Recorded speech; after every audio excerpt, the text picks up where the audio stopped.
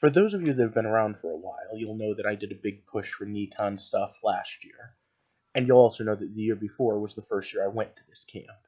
Well, I went again this year, and as such missed an episode of Cloak and Dagger. I caught up, though. And this time, I want to do something a little different with my explanation. And welcome back to the heart of the stories we tell. I'm Rob, the host, and this is another look deep into what makes a story, a theory on storytelling by a storyteller who believes that every story has merit. And tonight's episode is Camp Necon 2018. Alright, so we had 3 new guest writers and a new guest artist this year, and all of them were pretty cool. None of them really hit me as heavily as they did last year, but that's okay because each of them have their own works and their own stuff that I think would be awesome for you to look up. And I will do my best to try to remember to link to them in the description.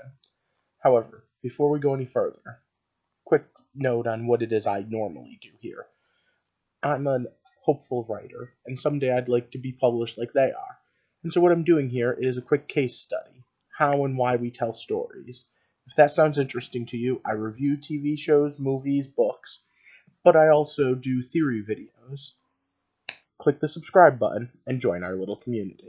But okay, one of the things that makes Camp Necon so awesome is they have these little panels where they talk about all sorts of things, similar to the way I discuss theories of storytelling here. So it helps re-up my ideas, and those of you that have been part of the channel for any length of time know my theory videos have run a little dry lately, so this definitely sparked up some new ideas for me. But it's also a time to party, hang out with really cool people, and part of the best part about this con is even the most famous writers there are pretty much just like you and me and are sitting around, telling stories, hanging out, and I even got to do something a little different this year. I got to be part of the festivities. I got to run a Dungeons & Dragons game for several writers and people who are helping out in the background, so that was a fun change of pace. Special shout out to Mike Myers, who has been nothing but awesome about the way the game went. But like I said, the big push is for our guests of honor who speak about individuals. The camp itself is actually located just off of school property in Rhode Island, and as such is a pretty cool place. Last year we did our first group picture together, which was because of a fire drill. Well, more like a smoke hazard, but this year we did it on purpose. Not set off the fire alarm, that was an accident. I meant take the group picture. So here I am again. But I could go on and on about this great group of people and how they've invited me into their lives. But I think this person might do a little better. Her name is Sarah Booth, and she's the daughter of the founder of Camp Necon. Why don't we ask her what she thinks? What does Necon mean to you? Well, Necon was a convention that my father started 38 years ago, and it brought about lots of people who appreciated the genre and started out as just a small family. It was limited to 200 people back then, still limited to 200 people today because that's how he wanted it. He wanted a small community of people who would be able to gather once a year and just laugh and talk about books and talk about writing and just have fun. And to me, it's just an honor to be able to continue on a beautiful legacy that he started a long time ago. That founder is Bob Booth, her father. However, I never got to meet the man. I've only been going for 3 years, and it was a couple of years ago that he passed away.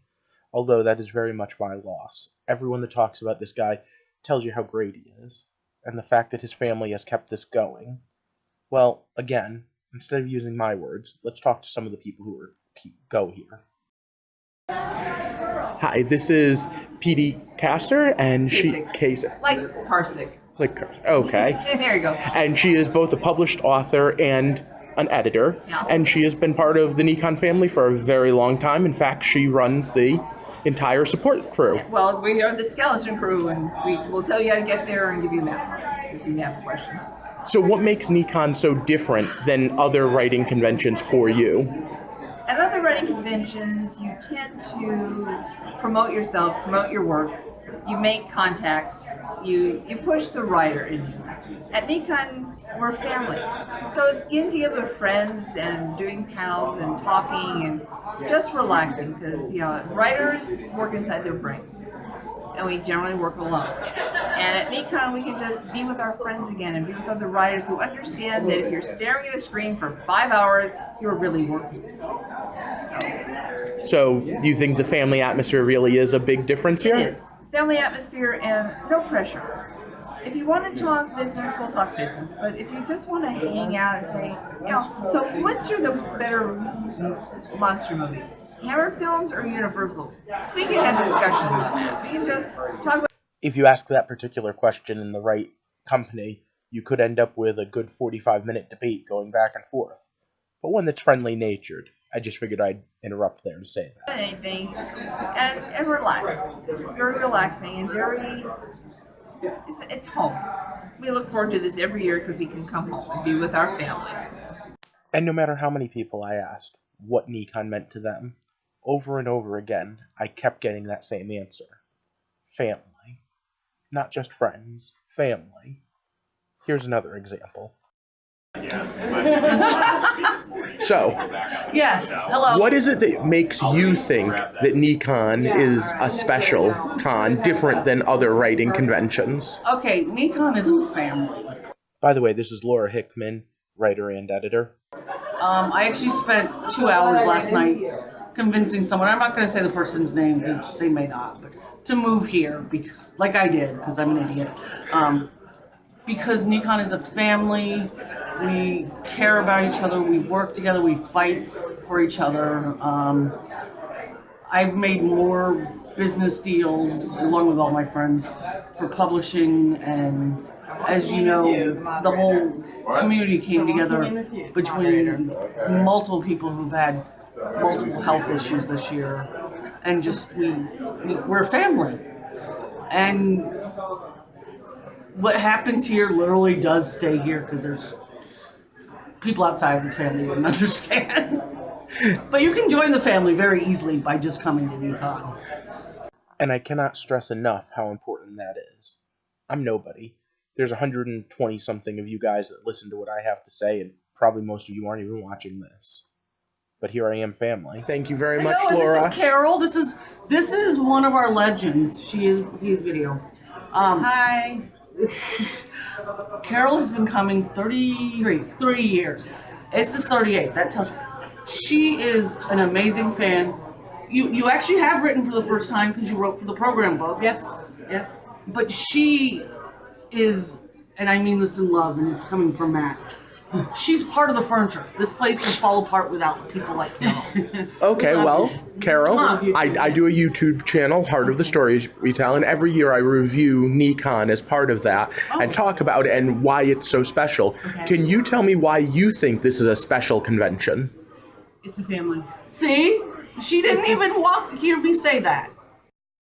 Part of me wishes I just had a big list of like 100 people saying the word family to add in here, because I'm sure if I interviewed 100, that's what I'd get.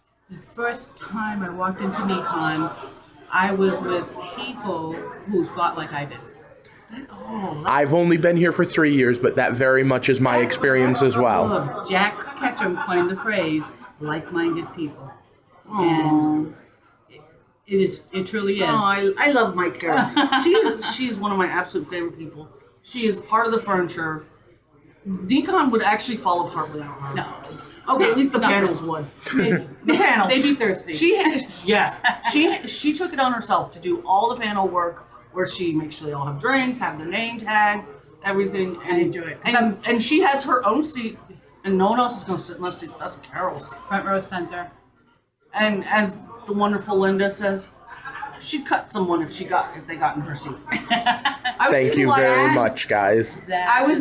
But I don't want you to think it's only the ladies here. This is Eric Nunley. Eric is an award-winning author who has some new stuff coming out and some old stuff you can check out. I hopefully will remember to link to his Amazon page in the bottom, because I said I would during the interview. But he has a bunch of things out, plus he has something new coming out next year. And when he talked, he didn't use the word family, but he might as well have. Let's hear what he had to say.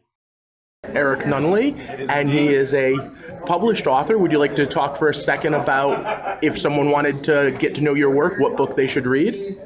What book they should read? I'm going to have one coming out in 2019 from Cheesy. It's going to be called Lightning Wears a Red Cape. So that'll be my next one. I have two that have gone unpublished, but if you go into Amazon, I have an Amazon author page and a number of short stories and anthologies.